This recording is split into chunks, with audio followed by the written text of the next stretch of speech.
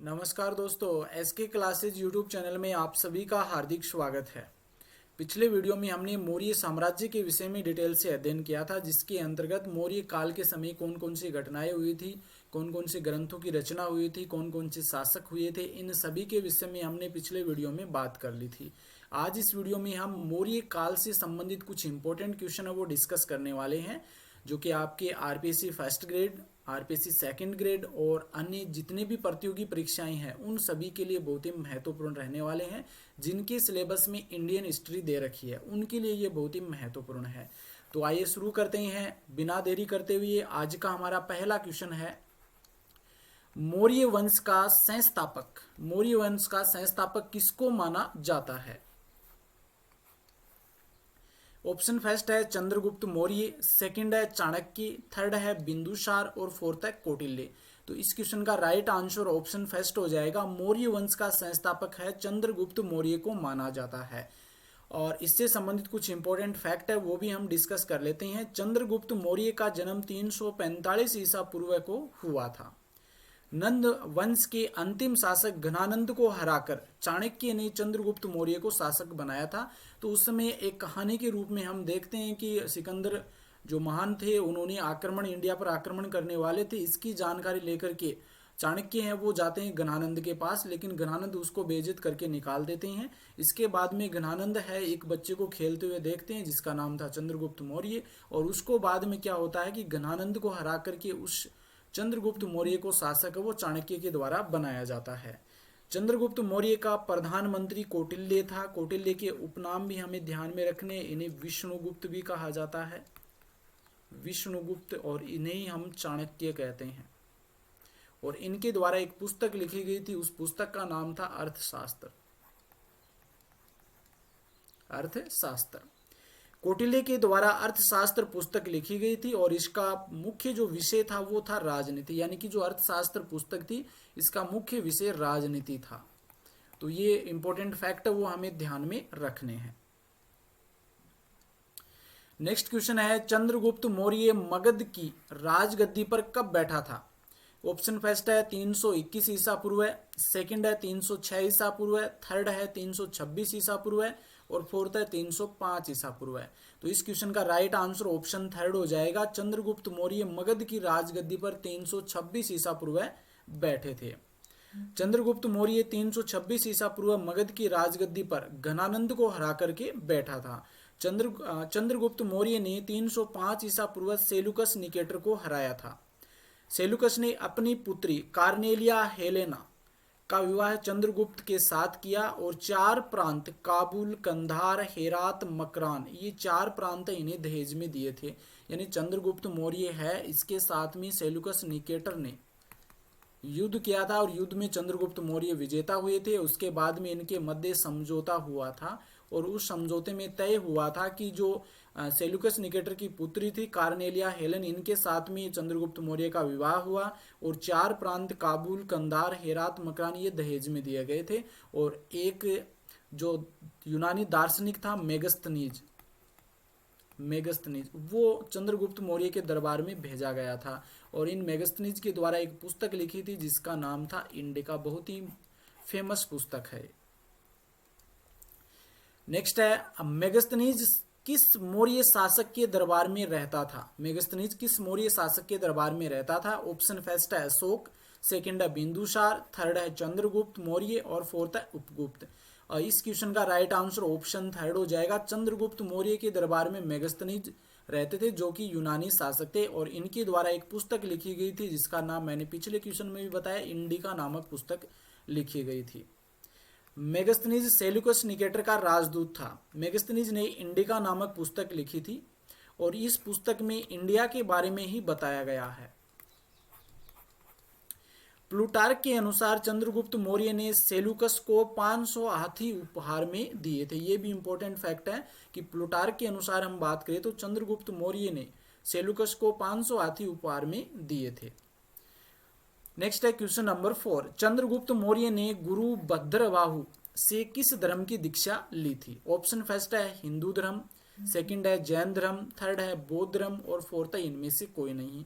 तो इस क्वेश्चन का राइट आंसर ऑप्शन सेकंड हो जाएगा। चंद्रगुप्त मौर्य ने गुरु भद्रबाहु से जैन धर्म की दीक्षा ली थी। चंद्रगुप्त मौर्य जैन धर्म का अनुयायी था। चंद्रगुप्त मौर्य ने अंतिम समय कर्नाटक की श्रवणबेलगोला नामक स्थान पर बिताया था।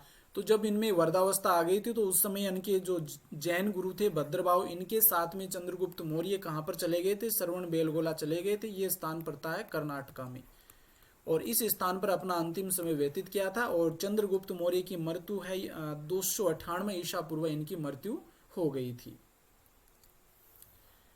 कौन मौर्य शासक नंदसार, भद्रसार, वारिसार, अमित्रघात की आदि उपाधियों से अलंकृत है? ये उपाधियां हैं नंदसार, भद्रसार, वारिसार, अमित्रघात।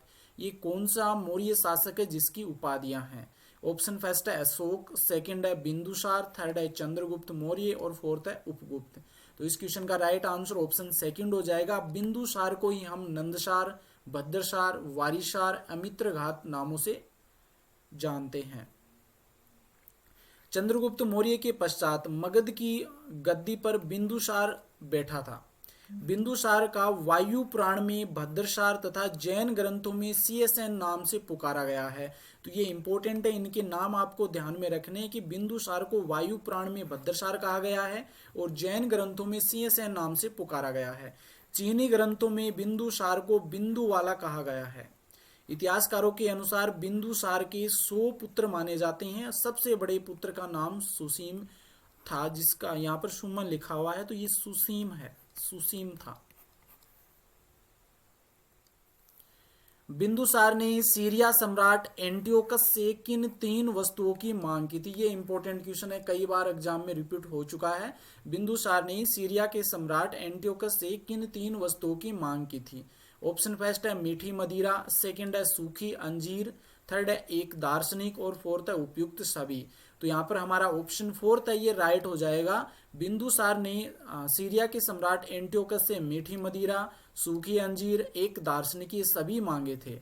और यहाँ पर इंपॉर्टेंट फैक्ट है वो भी हम बात कर लेते हैं कि सीरिया के सम्राट ने मीठी मदिरा, सूखी अंजीर ये तो भेज दी थी, लेकिन दार्शनिक नहीं भेजा था और कहलावा भेजा था कि यूनानी कानून के अनुसार दार्शनिक का विक्रय नहीं किया जा सकता। तो यहाँ से भी क्वेश्चन बन सकता है कि बिंदुसार को सीरिया सम्राट एंटियोकस ने कौन सी वस्तुओं को भेजा था? तो उसमें आपको ऑप्शंस में दार्शनिक भी मिल जाएगा। तो हमें ध्यान में रखना है कि एंटियोकस ने बिंदुसार को मीठी मदिरा भेज दी थी, सूखी अंजीर भेज दी थी, लेकिन दार्शनिक नहीं भेजा था। बिंदुसार के समय तक्षशिला में 2 विद्रोह हुए थे। पहले विद्रोह के दमन के लिए अशोक को भेजा था और दूसरे विद्रोह के दमन के लिए सुसीम को भेजा था। बिंदुसार का शासन 298 ईसा पूर्व से 273 ईसा पूर्व तक था। तो ये इंपॉर्टेंट फैक्ट है बिंदुसार से संबंधित जो हमें ध्यान में रखने हैं। बिंदुसार के बाद अशोक सम्राट का विधिवत राज्याभिषेक कब हुआ था? बिंदुसार के बाद में अशोक सम्राट का विधिवत राज्याभिषेक कब हुआ था? ऑप्शन फर्स्ट है 255 ईसा पूर्व है, सेकंड है 200 ईसा पूर्व है, थर्ड है 269 ईसा पूर्व है और फोर्थ है 305 ईसा पूर्व है। तो इसका राइट आंसर ऑप्शन थर्ड हो जाएगा। अशोक का जो राज्याभिषेक है वो 269 ईसा पूर्व हुआ था। सिंहली अनुश्रुति के अनुसार अशोक ने अपने 99 भाइयों की हत्या करके सिंहासन प्राप्त किया था। तो ये ध्यान में रखना कि सिंहली अनुश्रुति के अनुसार है अशोक ने अपने 99 भाइयों की हत्या करके राजगद्दी को हासिल किया था। राज्याभिषेक से पहले अशोक उज्जैन का राज्यपाल था। ये भी इंपॉर्टेंट तथ्य है। अशोक 273 ईसा पूर्व से 232 ईसा पूर्व तक शासन किया था। तो अशोक का जो कार्यकाल रहा था ये 273 ईसा पूर्व से 232 ईसा पूर्व तक रहा था। और सिंहली अनुश्रुति के अनुसार 99 भाइयों की हत्या करके इन्होंने राजगद्दी को प्राप्त किया था। और जब ये राज्याभिषेक के समय ये अशोक जो थे ये उज्जैन के राज्यपाल थे। अशोक को किस प्रशस्ति में अशोक मौर्य नाम से पुकारा गया? तो ये भी इंपॉर्टेंट क्वेश्चन है। अशोक को किस प्रशस्ति में अशोक मौर्य नाम से पुकारा गया है? ऑप्शन फर्स्ट है जूनागढ़ प्रशस्ति, सेकंड है भाब्रू प्रशस्ति, थर्ड है दिल्ली प्रशस्ति और फोर्थ है इलाहाबाद प्रशस्ति। तो इस क्वेश्चन का राइट आंसर ऑप्शन फर्स्ट हो जाएगा। जूनागढ़ प्रशस्ति में अशोक को अशोक मौर्य नाम से पुकारा गया है। अशोक को पुराणों में अशोक वर्धन कहा गया है। सिंहली अनुश्रुति में अशोक नाम मिलता है और विराट एवं भाब्रू अभिलेखों में प्रियदर्शी राजा के नाम से पुकारा गया है। तो ये इंपॉर्टेंट फैक्ट है ध्यान में रखने की। पुराणों में तो अशोक वर्धन कहा गया है, सिंहली अनुश्रुति में अशोक नाम मिलता है, विराट एवं भाब्रू अभिलेख हैं यहाँ इनमें अशोक का नाम प्रियदर्शी राजा के रूप में मिलता है।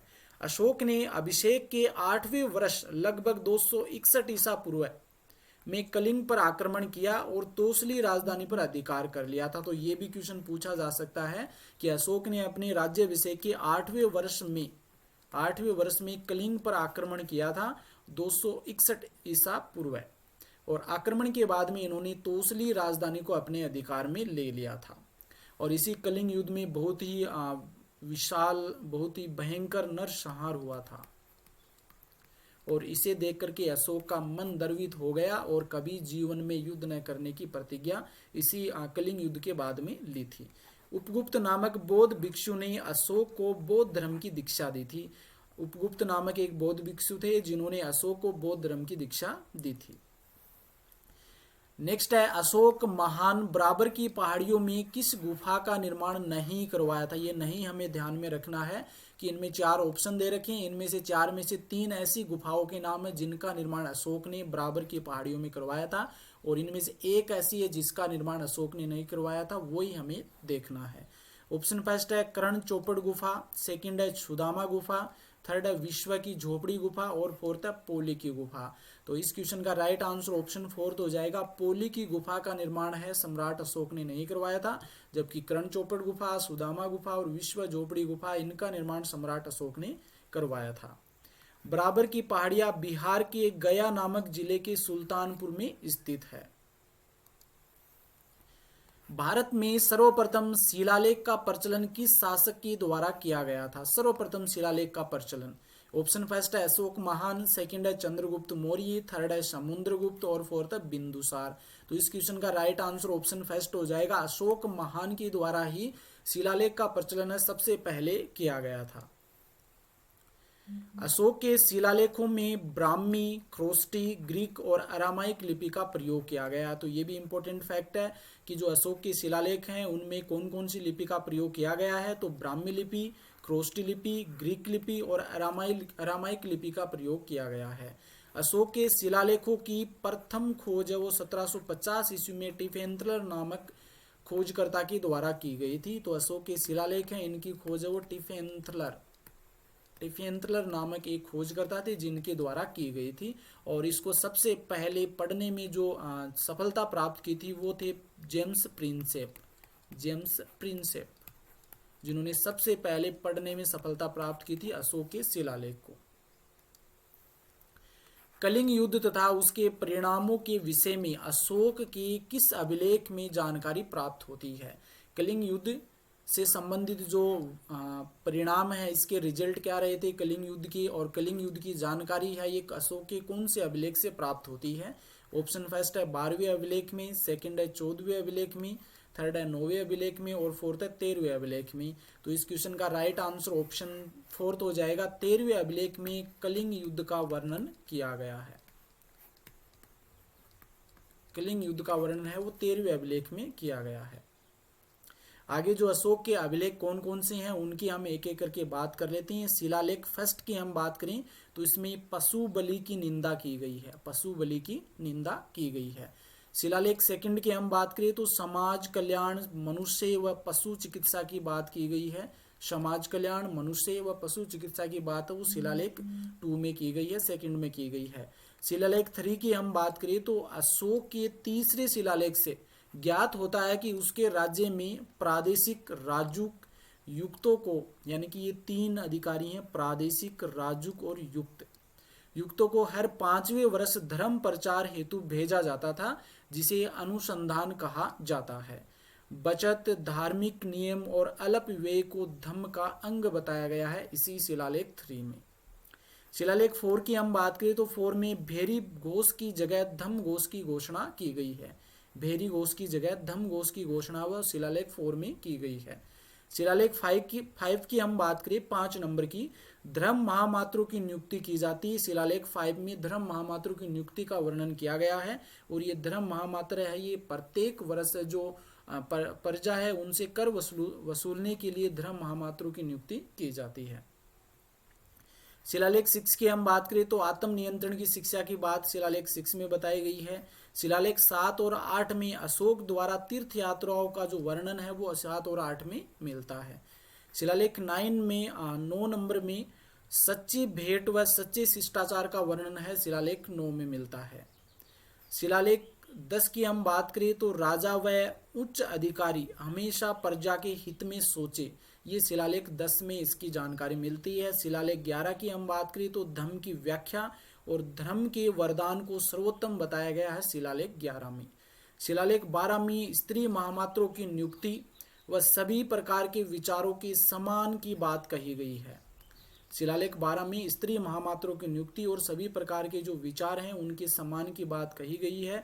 धार्मिक सहिष्णुता की नीति की बात है वो शिलालेख 12 में मिलती है।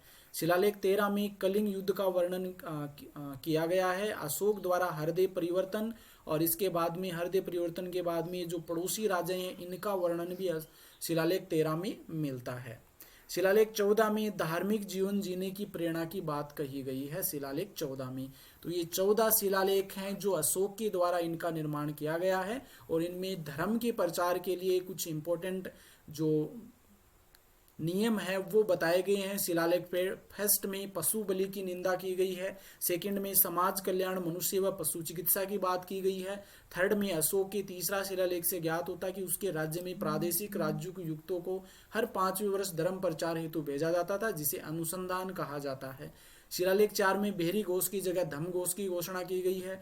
शिलालेख 5 में धर्म महामात्रों की नियुक्ति की गई है। शिलालेख 6 में आत्म नियंत्रण की शिक्षा की बात कही गई है। शिलालेख 7 और 8 में अशोक द्वारा तीर्थ यात्राओं का वर्णन है वो शिलालेख 7 और 8 में मिलता है। शिलालेख 9 में सच्ची भेंट व सच्चे शिष्टाचार का वर्णन। शिलालेख 10 में राजा व उच्च अधिकारी हमेशा प्रजा के हित में सोचे। शिलालेख 11 में धर्म की व्याख्या की गई है और धर्म के वरदान को सर्वोत्तम बताया गया है। शिलालेख 12 में स्त्री महामात्रों की नियुक्ति, सभी प्रकार के विचारों के समान की बात कही गई है और धार्मिक सहिष्णुता की नीति की बात है वो शिलालेख 12 में मिलती है। शिलालेख 13 में कलिंग युद्ध का वर्णन मिलता है, अशोक का हृदय परिवर्तन का वर्णन है वो शिलालेख 13 में मिलता है और पड़ोसी राजाओं का वर्णन भी शिलालेख 13 में किया गया है। शिलालेख 14 में धार्मिक जीवन जीने की प्रेरणा की बात कही गई है। ये 14 शिलालेख हैं अशोक के जिनसे क्वेश्चन अधिक बनने की संभावना है, तो इनको अच्छे से आपको याद करना है।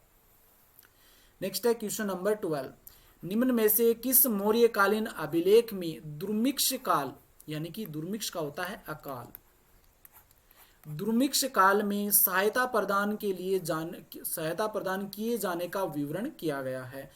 निम्न में से किस मौर्यकालीन अभिलेख में दुर्भिक्ष काल में सहायता प्रदान किए जाने का विवरण है। ऑप्शन फर्स्ट है जूनागढ़ अभिलेख, सेकंड है नीतूर अभिलेख, थर्ड है महास्थान अभिलेख और फोर्थ है एरागुड़ी अभिलेख। तो ऑप्शन थर्ड हमारा राइट हो जाएगा। महास्थान अभिलेख में दुर्भिक्ष काल में सहायता प्रदान करने का विवरण वो मिलता है मौर्य काल के समय। महास्थान अभिलेख बोगरा जिला बांग्लादेश से प्राप्त हुआ है। इस अभिलेख में अकाल राहत कार्यों के उपायों का उल्लेख किया गया है।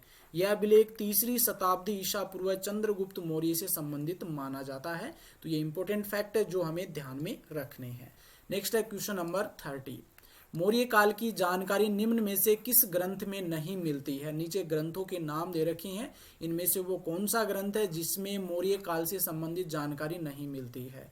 ऑप्शन फर्स्ट है अर्थशास्त्र, सेकंड है मुद्रा राक्षस, थर्ड है दीपवंश महावंश और फोर्थ है राजवंश।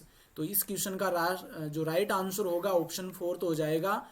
राजवंश में मौर्य काल की जानकारी का उल्लेख नहीं मिलता। अर्थशास्त्र है ये किसके द्वारा लिखी गई है, तो ये चाणक्य के द्वारा लिखी गई है, इसमें मौर्य काल का वर्णन मिलता है। मुद्रा राक्षस ये विशाख दत्त के द्वारा लिखी गई है, विशाख दत्त, इसमें भी मौर्य साम्राज्य के विषय में जानकारी मिलती है। महावंश और दीपवंश ये बौद्ध ग्रंथ हैं और इनमें भी मौर्य काल के विषय में जानकारी मिलती है। नेक्स्ट है क्वेश्चन नंबर 14, निम्न में से किस ग्रंथ से पाटलिपुत्र की नगरीय प्रशासन का वर्णन मिलता है?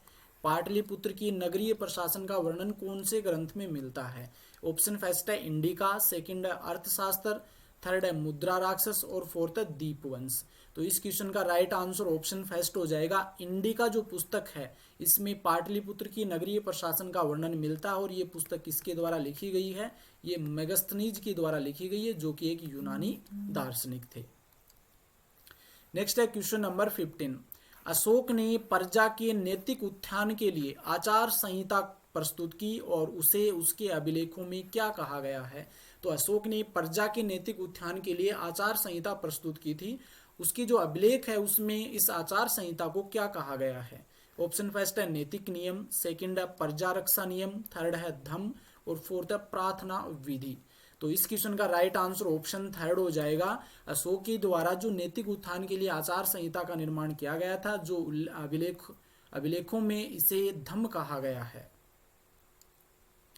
तो आज हम 15 क्वेश्चन ये देखेंगे और नेक्स्ट वीडियो हमारा क्वेश्चन का रहेगा मौर्य काल से संबंधित, और जिसमें आगे 15 से 17 क्वेश्चन और देखेंगे। तो इस प्रकार से हमारे 40 के समथिंग क्वेश्चन है वो इस टॉपिक से हो जाएंगे, मौर्य काल से, और साथ में हम व्याख्या भी कर रहे हैं। व्याख्या के साथ में हमारा ये टॉपिक है वो कंप्लीट हो जाएगा, और पहले हमने टॉपिक कंप्लीट कर भी लिया है। तो ये 2 या 3 वीडियो देखने के बाद आपका मौर्य काल है कहीं से भी दोबारा पढ़ने की आवश्यकता नहीं पड़ेगी। आज के लिए इतना ही। वीडियो अच्छा लगा है तो वीडियो को अधिक से अधिक शेयर कीजिए, लाइक कीजिए और चैनल को सब्सक्राइब कर लीजिए।